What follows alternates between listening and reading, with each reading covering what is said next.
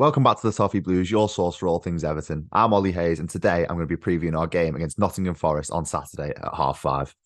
So, what better way to start than with the form guide? And, it's two teams that were very close to each other in the league before the unfortunate points deduction that Everton got a couple of weeks ago.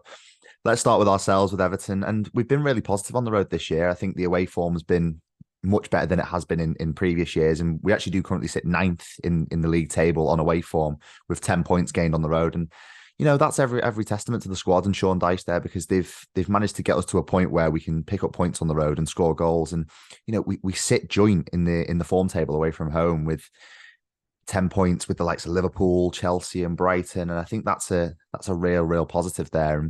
And as well, we're currently on a 2 away win streak, and we would just love to make that a third, wouldn't we, on Saturday at the City grounds. But on a bit of a more negative note, that the table doesn't look great anymore, after that unfortunate loss against Manchester United. And, I'm sure we're all devastated about that, because we're all up for it. And, to go 1 goal behind in the first 3 minutes to a screamer by Alejandro Garnacho, one of the best goals I've ever seen. I think now the table doesn't look great for us, and we now are 5 points adrift of Luton. So it does kind of render Saturday as a must-win game to try and gain some points and get some points on the board. So that is one thing for me where, the form table doesn't look great. But, if we move on to Forest, they've been relatively unfortunate themselves in recent weeks with back-to-back 3-2 defeats to West Ham, Brighton. And, they'll be looking to build on good performance in those games. And, without coming away with 3 points, they'll be looking to build on that. And, the City ground we know is a tough place to go, and their home form is relatively solid this season with 9 points so far at the City ground. And, it's a top atmosphere there, and they get behind their team very, very well. And, it's one of those games where it's probably come at the wrong time, because Forest haven't been in great form themselves with a couple of back-to-back defeats, and they'll be looking to, start this busy December period. We know how difficult it is for teams to put a good run together in December. And, they'll be looking to start this period with 3 points against us. And yeah, as I said before, City ground's tough place to go. And why not move on to our team news? And a lot of people will have seen today in Sean Dyche's press conference that DCL has been monitored very, very closely, and he didn't actually train with the first team squad today. He had an indoor session, and that's just another one of those recurring injuries which he's had. And I think he had a tight calf after the Manchester United game, and that's why he was taken off. And it's when it rains, it pours for Everton, because we've had Amadou Onana get injured on international duty, and to go from that to now lose Dominic Calvert-Lewin, we're starting to lose that spine, which has been so crucial for us in recent weeks. And moving on to Amadou Onana, he is another one that won't be fit for Saturday's trip to the City ground. He is still recovering from that calf problem, which he picked up with Belgium on international duty. And that's another huge blow for us, because he was so good before the international break. He was instrumental in those games where we did win on the road against West Ham and in the first half against Crystal Palace, especially. So, to lose him again is a big loss. And, I'm sure that the effects of that will be felt on Saturday. And Another positive note is that Beto should be back. He was a surprise omission from the Manchester United team sheet. We didn't actually see him on that team sheet at all that afternoon. And, that's huge if DCL isn't fit, if Dom's not fit. And, it kind of relieves the pressure on Calvert-Lewin as well, because, mentally for him, we don't look the same team without him. And that might be a burden on him getting rushed back. So I think with Beto back in the squad, it's a chance for him, one, to make it a name for himself and put him on that team sheet for the rest of December. But two, it takes a burden off Calvert-Lewin and means we've just got a bit of depth there. And, Beto has something to offer. He's a powerful runner. He's direct. And I think he can cause Forest some problems on Saturday. But moving on to Forest and their team news, and a lot of people will have seen the team news from them that Taiwo Awoniyi is out for a lengthy period. He's out to the new year, and that's a huge loss for them, because a bit like Calvert-Lewin for us, he's their talisman. He's their big hitman up front, and for him to not be in the Forest squad for them, I think the effects are really going to be felt by them. So yeah, that's a disappointing one for them. I think he is one of those players that would have caused us quite a few issues. So it only makes our job a little bit easier on Saturday, which is positive. But yeah, another doubt is Ibrahim Sangare, one of their big money signings in the summer from PSV Eindhoven. And he is a doubt because he came back from international duty with quite a severe illness with a virus. And he's another big presence in midfield. And I've spoken to some Nottingham Forest fans myself, and they seem to think he's a very big presence. He just needs to find his feet and find the rhythm and the pace of the Premier League, which, you might not get in the Eredivisie. So, I think he is going to be quite a big miss for Nottingham Forest, and that will boost us as well with the Amadou Onana absence, and just means that we might have more of a chance of getting a foothold in the game in midfield, which it only helps us. But moving on to Forest strengths, I think we have to talk about Morgan Gibbs-White, don't we? Creativity, goals. He's one of those players that can really hurt us in transition, in attack. His attacking threat is so huge for them. And, again, speaking to some Nottingham Forest fans, it seems like he hasn't really hit the heights that he reached last season in a Nottingham Forest shirt this season. So, we will have to watch out for him because he could really, really hurt us if we don't defend properly and in transition, if we don't close him down.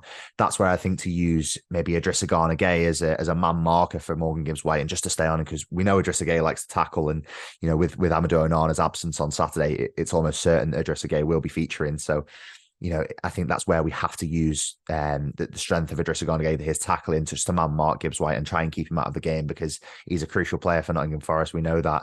And another one for Nottingham Forest, it's another one of their big money signings in the summer. It's from Manchester United. It was Anthony Elanga. He was one that was quite heavily linked with Everton, to be fair. And, he was one of those players that I did look at in the summer and think, I'd quite like to see him in an Everton shirt and give it a go with the Everton squad and how Sean Dyche would use him. But, he's a direct runner. We've seen him be deployed in the number 9 position at Anfield when Forest went there, and also off the left. So I think he's one of those players that can cause us issues. And it's if we've got the manpower and, the attack, the defensive awareness at fullback to try and stop him, because once he gets going, he's a direct runner and he can hurt us on that break. So that's one of them to watch out. And it's if we can stop him at fullback.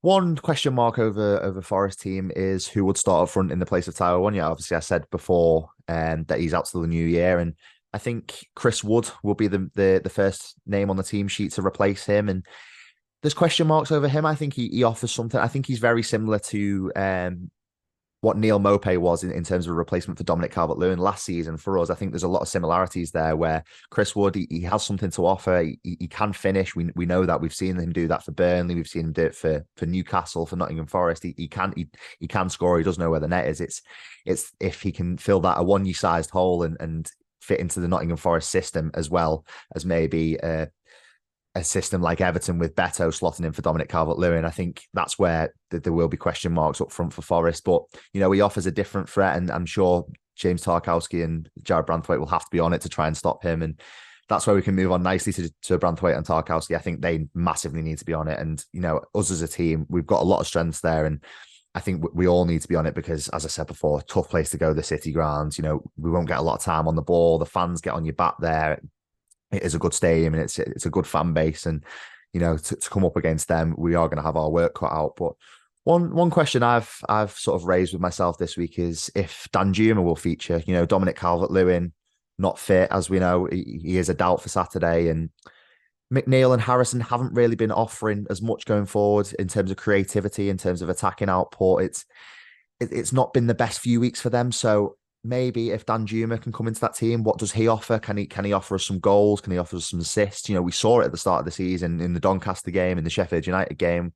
He can offer us that, and I don't think it is an attitude problem or anything certainly wrong at the club. I think he's just he's waiting for that good run in the team. He's waiting to find that form, and why not start on Saturday? I think he offers us something different, and I'd quite like to see him be given the nod on Saturday, and especially if Dominic Calvert-Lewin's absent. I think that's one I'd quite like to see. And of course, I mentioned it before, Beto obviously should be back. If Dominic Calvert-Lewin is absent, that's going to be huge for us. We have to utilise his pace and power, and I'd love to see him get his first Premier League goal in an Everton shirt on Saturday. And we know it's going to be a tough game. I'm going to go into a prediction now. I've said this earlier in the week, and I do think it's going to be a very tough game, and I'm going to go 1-1. Purely because I think, Forest is a difficult place to go.